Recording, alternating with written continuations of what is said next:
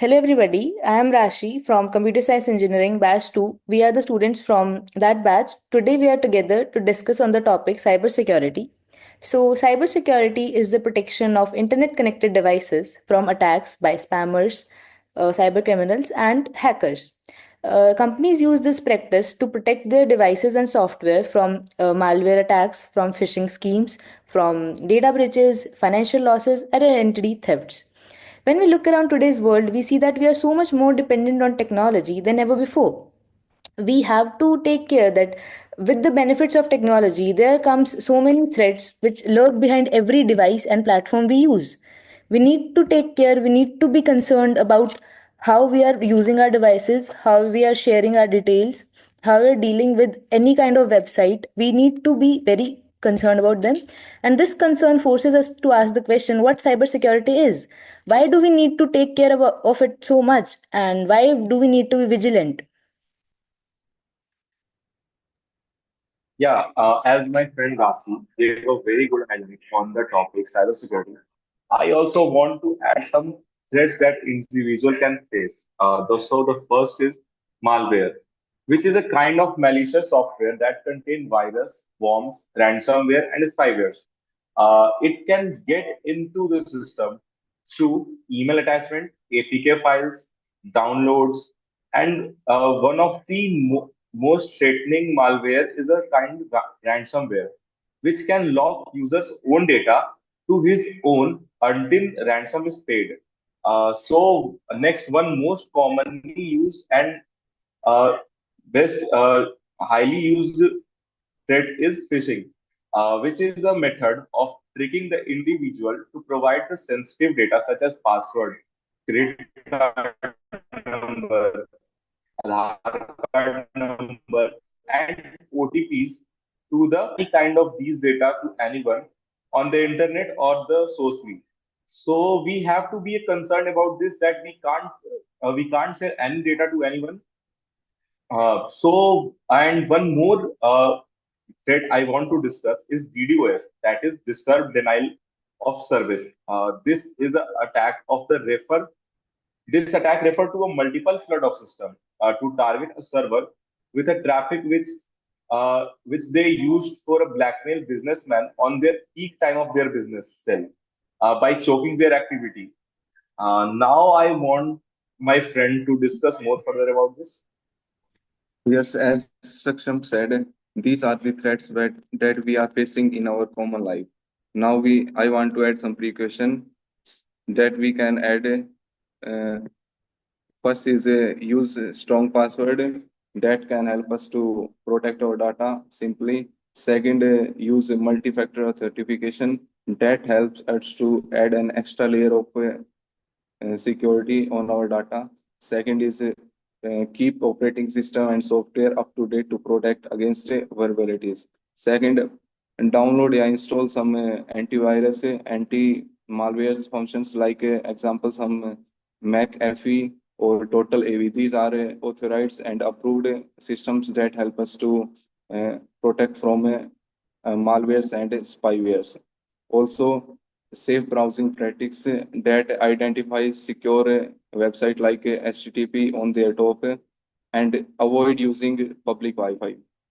These are the some cases in which we can protect our data simply, man.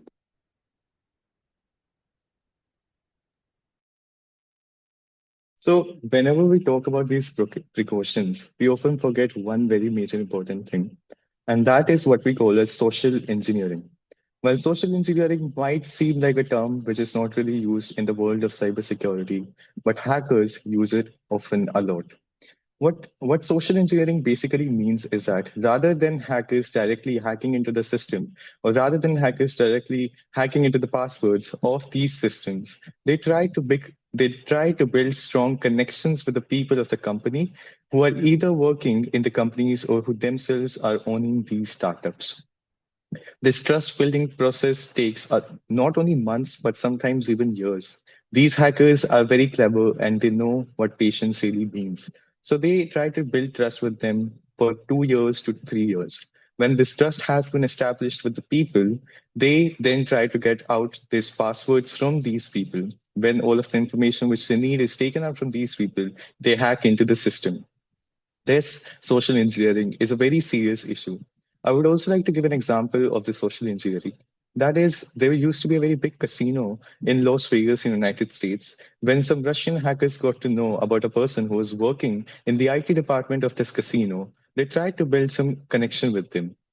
These connections can be built through social media networking sites such as LinkedIn, Twitter, or Instagram. When they reached out to this person, they talked for around 2 years. When the hackers got to know that now the relationship has been built it's strong enough that now they can get passwords and all of the information out, they hacked into the entire system of that building. The hotel was completely hacked. Not only those computers were hacked, but even the electricity system and even the lifts were blocked so that the people who were trapped in the lifts, they would not be able to get out of them. One of the also very major important things about social engineering is that people often think that these people who are some random strangers might not be hackers, but they really are, and we should keep ourselves safe from them.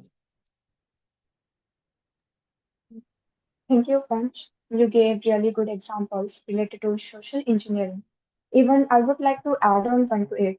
It was a news of about 1999 that a small boy, just a 15-year-old boy named Jonathan James, hacked the code of NASA, which took NASA experts to rectify in 3 weeks and at the cost of 3 crore rupees. Such a big sum it is. As a punishment, Jonathan was in jail for 6 months. In hacking terms, these are known as black hat hackers, who, for their personal enjoyment, hack any system. And by coming across these all the examples, we get to know that we need prevention. So for this, we can follow the zero trust strategy. That is, never trust and always verify rather than just granting implicit trust to all the users inside a network or any system. So now I would like somebody else to proceed. Yeah, these are the examples where we learn how dangerous cyber crimes can be. Also, in the year 2024, this year in July, a major IT outage occurred in the company, in the very big tech company, Microsoft, in which 8.5 million devices, laptops, and systems were attacked by a random virus, which is not even yet known like how did that happen. But all the healthcare facilities, banking facilities, airline facilities were disturbed. The outage was is known to be caused by some flawed update in the CrowdStrike software, which is the biggest security company in the world. So this is where we see how dangerous these attacks are. Like if a very big tech company like Microsoft can be hacked, what are we people? Like we are having normal devices, we are connecting to any Wi-Fi available. We need to take care of our devices, we need to spread the awareness. And yeah. Yeah, so as Rashi has already mentioned one point, I would like to add on to that. Most of us people think that since we are using apps which are made by big tech companies such as Microsoft or Google or Apple, then we must be safe because these are big companies and they must be taking care for us. And I would like to give an example of how false that statement or presumption is for us. So we all know about Linux, which is an operating system. Linux is an operating system which is open source. That is the code of this Linux operating system is out there on websites, and any people can access them. So the way in which this really works is that there is an admin who's sitting at the office, and any random people on the internet can recommend some changes in the code, and then it depends on the admin whether they want to take that changes or whether they want to reject it. So there used to be a very famous Linux operating system, and two people used to constantly suggest changes in this operating system for the past 2 years. 2 years is a very long time, and there was enough trust built in them. So they advised the admin of that Linux operating system to have one more admin. Now that admin thought that okay, this has to be these people are trustworthy, and I should take their advice, and then he agreed to that, and then he had one more admin. That admin, what he did was he added an backdoor to that Linux operating system. What it was capable of doing was that all of the information which was on the Linux operating system, it could go back through the backdoor and it could go in the hands of these hackers. Now remember, Linux is not used by normal citizens like us. but it is used by big organizations such as NASA, ISRO, and even in government agencies of United States and India. That means that all of our data, which is stored in the government computers, it could have been into the hands of hackers, and all of these crucial data would have been gone in their hands, and it would have been a very devastating condition. What we should really get from this example, which is very recent, is that we should never ever trust anyone. That is the first thing. And the second thing is that no matter how much big systems or operating systems we are using, no matter how much they try to assure us of these things, that we are using a safe software, we should always follow this zero trust policy. And we should always make sure that from our side, we are using everything which we can, all of the precautions which the other people have also discussed. Yes, as once told, is that a great threat, but I also want to add a point that common people are also facing. That is known as ransomware. Ransomware is an type of a cyber crime that is done by hackers. They encrypt victim files and then in exabytes under until a ransom is paid. They ask for your money, yeah, in cryptocurrencies. For an example, recent example in India, a hospital computer system are infected with ransomware, causing disruption in patient care. The attacker demands a payment in cryptocurrency to restore their access to the files. That is very dangerous for common people. So we don't have to fear about that. If any case is in front of us, then we have to call government agencies or government approved some policies. Yeah, as a precaution of this, we can also uh, have a role of AI in cybersecurity, which is rapidly increasing our daily life. So the threat detection could be much easier by analyzing a vast amount of previous case data. AI algorithm can identify the pattern of potential cyber threats.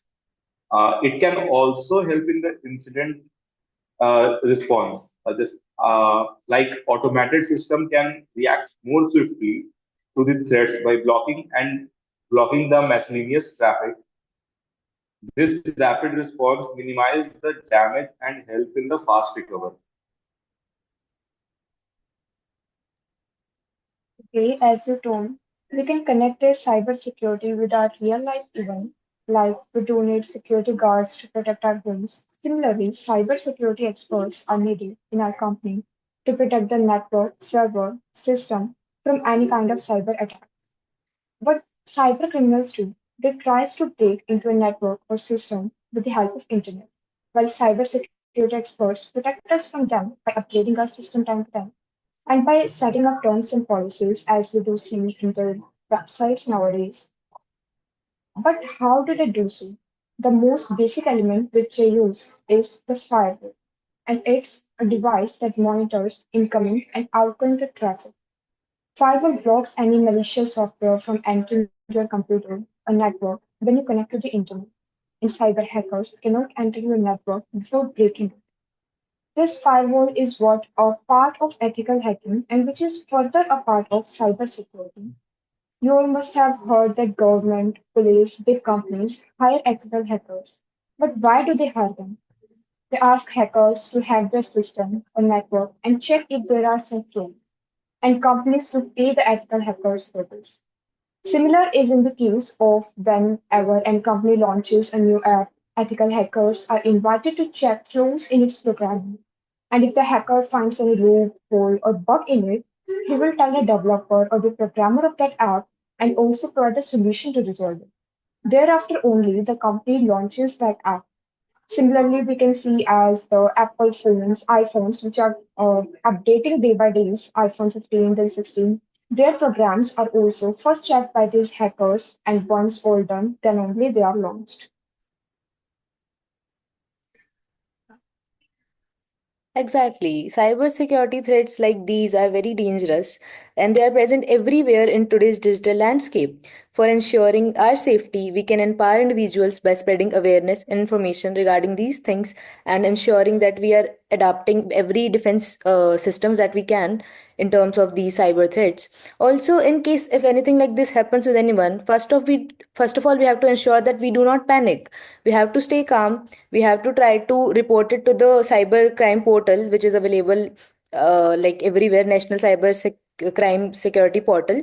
Also, we have a toll free helpline number which is 1930, which is available 24 by 7, and you should report the crime, cyber crime, which has happened there.